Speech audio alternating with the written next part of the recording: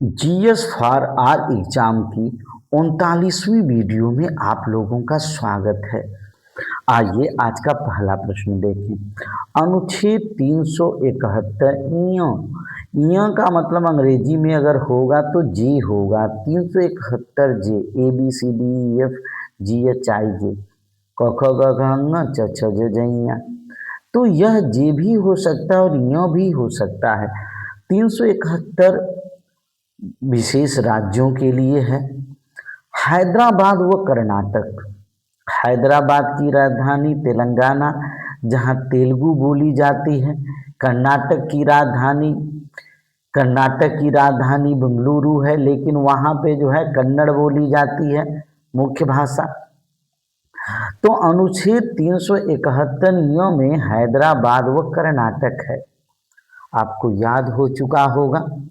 भारत का नियंत्रक एवं महालेखा परीक्षक कैग, जिसको हम कैग कहते हैं, कैग जो है वर्तमान समय में ये बार बार बदलते रहते हैं। भाई इनका अधिकतम जो है 65 वर्ष या 6 वर्ष जो भी पहले हो। श्री संजय मूर्ति जी हैं इस समय। कैग का एक महत्वपूर्ण कार्य होता है, लोकसभा और राज्यसभा, विधानसभा, विधान परिषद, जितना भी पूरे भारत का वित्तीय बजट है उसकी निगरानी जो है कैग करता है। एक ही पद होता है सभी राज्यों के लिए और केंद्र के लिए भी, श्री संजय मूर्ति जी। और इसका विवरण अनुच्छेद 148 में है। भारत का नियंत्रक व महालेखा परीक्षक किस अनुच्छेद में है? आप कहेंगे कि अनुच्छेद 148 में है। भारत के वर्तमान समय में कैग कौन है? आप कहेंगे श्री संजय मूर्ति जी हैं। बहुत इंपॉर्टेंट प्रश्न है। अगला प्रश्न चलते हैं। भारत के प्रत्येक नागरिक का कर्तव्य होगा कि प्राकृतिक पर्यावरण का संरक्षण एवं सुधार करे। देखिए बड़ा इंपॉर्टेंट प्रश्न है। 51 क में, अनुच्छेद 51 में अंतर्राष्ट्रीय शांति व सुरक्षा है, लेकिन 51 क में ये मूल कर्तव्यों में जोड़ा गया है। राज्य के नीति निर्देशक तत्वों में तो है ही प्राकृतिक पर्यावरण, लेकिन यहाँ मूल कर्तव्यों में जोड़ा गया है 42वें संविधान संशोधन 1976 द्वारा कि भारत के प्रत्येक नागरिक का कर्तव्य होगा कि प्राकृतिक पर्यावरण का संरक्षण एवं सुधार करें। अनुच्छेद 51 क अनुच्छेद 331 में लोकसभा में एंग्लो इंडियन के लिए सीटें थी। किसके लिए सीटें थी? एंग्लो इंडियन के लिए सीटें थी। अनुच्छेद 333 में राज्य विधानसभा में भी एंग्लो इंडियन के लिए सीटें थी। एंग्लो इंडियन के लिए सीटें थी, लेकिन इन दोनों को जो है समाप्त कर दिया गया है। वो कौन सा संविधान संशोधन? लोकसभा में राष्ट्रपति 2 लोगों को मनोनीत कर सकता था, राज्य विधानसभा में राज्यपाल 1 लोगों को। 104वां संविधान संशोधन द्वारा एंग्ल इंडियन के मनोनीत को लोकसभा और राज्य विधानसभा से समाप्त कर दिया गया है। भारत की विदेश नीति अनुच्छेद 51 यह बहुत महत्वपूर्ण प्रश्न है। अंतर्राष्ट्रीय शांति व सुरक्षा। जब हम आयोग की परीक्षा दे रहे थे तो मेरा यह प्रश्न गलत हुआ था। भारत की विदेश नीति अनुच्छेद 51 में है। मुझे याद था अंतर्राष्ट्रीय शांति और सुरक्षा, लेकिन विदेश नीति से हम कंफ्यूजन में पड़ गए थे और हम इसको गलत कर चुके थे। लेकिन आप मत गलत करिएगा, बड़ा इंपॉर्टेंट प्रश्न है अनुच्छेद 51। और 51 क जो है क्या है भैया? भारत के प्रत्येक नागरिक का कर्तव्य होगा कि प्राकृतिक पर्यावरण का संरक्षण एवं सुधार करे। नए राज्य की प्रवेश या स्थापना का प्रावधान किसमें है? आप कहेंगे अनुच्छेद 2 में है। अनुच्छेद 2 में है। नए राज्य, कोई भी हमारा समीपवर्ती दूसरे देश का राज्य भी हमारे देश में शामिल हो सकता है अपने मन से या युद्ध के बाद ही, तो उस समय अनुच्छेद 2 में राज्य में विधान परिषद की स्थापना व समाप्ति, अनुच्छेद 169 बहुत इंपॉर्टेंट है। तो आइए एक बार हम सारे अनुच्छेदों को देख लेते हैं। अनुच्छेद 371 हैदराबाद और कर्नाटक के लिए संबंधित है।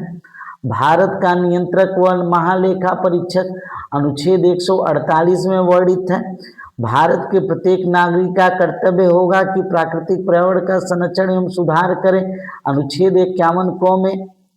अनुच्छेद 331 में लोकसभा में एंग्लो इंडियन राष्ट्रपति चुन सकता था, राज्य विधानसभा में मनोनीत कर सकता था राष्ट्रपति, और राज्य विधानसभा में राज्यपाल मनोनीत कर सकता था। 333 इसको समाप्त कर दिया गया। 104वां संविधान संशोधन द्वारा भारत की विदेश नीति किससे संबंधित है, अनुच्छेद 51 से संबंधित है, और इसमें अंतर्राष्ट्रीय शांति और सुरक्षा की बात की गई है। नए राज्य के प्रवेश या स्थापना का प्रावधान किसमें है, अनुच्छेद 2 में है। राज्य में विधान परिषद की स्थापना और समाप्ति अनुच्छेद 169 में है। विधान परिषद वाले राज्य कौन कौन से हैं भैया? 6 राज्यों में विधान परिषद है।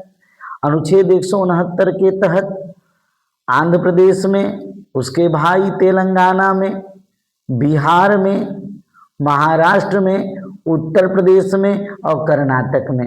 आंध्र प्रदेश, तेलंगाना, बिहार, महाराष्ट्र, उत्तर प्रदेश और कर्नाटक में विधान परिषद वाले ये 6 राज्य हैं। उत्तर प्रदेश में विधान परिषद की सदस्य संख्या, विधान परिषद के सदस्यों की संख्या 100 है। भारतीय संविधान के किस अनुच्छेद में अनुसूचित जातियों और अनुसूचित जनजातियों के लिए आरक्षण का प्रावधान है? बहुत इंपॉर्टेंट है, अनुच्छेद 335। आरक्षण का प्रावधान अनुच्छेद 335। भैया विशेष राज्यों में 371 का नागालैंड, 371 का अनुच्छेद असम है, 371 का मणिपुर है, 371 घ आंध्र प्रदेश है। बेटा इसको 371 ये भी लिखा जा सकता है नागालैंड, 371 बी असम से, 371 सी मणिपुर से, 371 डी आंध्र प्रदेश से। नीति आयोग का संबंध किस अनुच्छेद से है? अगर आपसे पूछा जाएगा तो नीति आयोग ये गैर संवैधानिक और गैर सांविधिक निकाय है। संविधान से इसका कोई लेना देना नहीं है, इसका संबंध संविधान के किसी अनुच्छेद से नहीं है। योजना आयोग जिसकी स्थापना जो है 15 मार्च 1950 को हुई थी, 15 मार्च 1950 को हुई थी, वह भी गैर संवैधानिक निकाय था, और उसी की जगह पे उसको समाप्त करके 1 जनवरी 2015 में नीति आयोग की स्थापना हुई। समान नागरिक संहिता बहुत इंपॉर्टेंट है। यूनिफॉर्म सिविल कोड, एक समान सिविल संहिता, सभी नागरिकों के लिए एक समान कानून। अनुच्छेद 44 में 4 समान है, इसलिए आपको याद रहेगा, लेकिन ये राज्य के नीति निदेशक तत्वों में है, इसके लिए न्यायालय में हम नहीं जा सकते, नीति निदेशक तत्वों में है। जैसे वर्तमान समय में SC ST को जो है अलग उनके लिए सिविल संहिता है, लेकिन हम न्यायालय में नहीं जा सकते, ये राज्य के नीति निदेशक तत्व में यह बात कही गई है। तो भैया यहाँ पे जो है इसमें से बहुत से प्रश्न आपको नहीं आ रहे हैं, उनको आप लिखिएगा, जो आ रहे हैं उसको मत लिखिएगा। आइए विधान परिषद वाले राज्य आंध्र प्रदेश, तेलंगाना, बिहार, महाराष्ट्र, उत्तर प्रदेश, कर्नाटक। उत्तर प्रदेश में विधान परिषद के सदस्यों की संख्या 100। अनुसूचित जाति और अनुसूचित जनजातियों के लिए आरक्षण का प्रावधान 335, 371 ए या क नागालैंड, 371 बी या ख असम, 371 सी मणिपुर, 371 डी आंध्र प्रदेश। नीति आयोग एक गैर संवैधानिक और गैर सांविधिक निकाय है, इसका संबंध संविधान के किसी अनुच्छेद से नहीं है। योजना आयोग भी गैर संवैधानिक निकाय था, 15 मार्च 1950 को इसकी स्थापना हुई थी। समान नागरिक संहिता, यूनिफॉर्म सिविल कोड एक समान कानून, एक समान सिविल संहिता अनुच्छेद 44 में है। लेकिन अगर कहीं थोड़ा भेदभाव भी हो रहा है तो हम न्यायालय में नहीं जा सकते, क्योंकि ये राज्य के नीति निर्देशक तत्वों में वर्णित है। राज्य के नीति निर्देशक तत्व लोक कल्याणकारी राज्य की स्थापना करते हैं। ऐसा भेदभाव इसलिए है ताकि कोई किसी को दबा न पाए। 36 से 51 तक लोक कल्याणकारी राज्य की अवधारणा। अनुच्छेद 44 राज्य के नीति निर्देशक तत्व 36 से 51 के अंतर्गत वर्णित है। सामान्य नागरिक संहिता अनुच्छेद 44। तो इस प्रकार से आप वीडियो में जो प्रश्न आपको नहीं आ रहा है उसको देखें और आने वाले टीजीटी एग्जाम में या यूपीएलटी एग्जाम में या एसआई के एग्जाम में बहुत अच्छा करें। और जीएस की लगातार आपको वीडियो इस प्रकार से मिलती रहेगी और एक भी क्वेश्चन इससे बाहर नहीं जाएगा। Thanks for watching this video.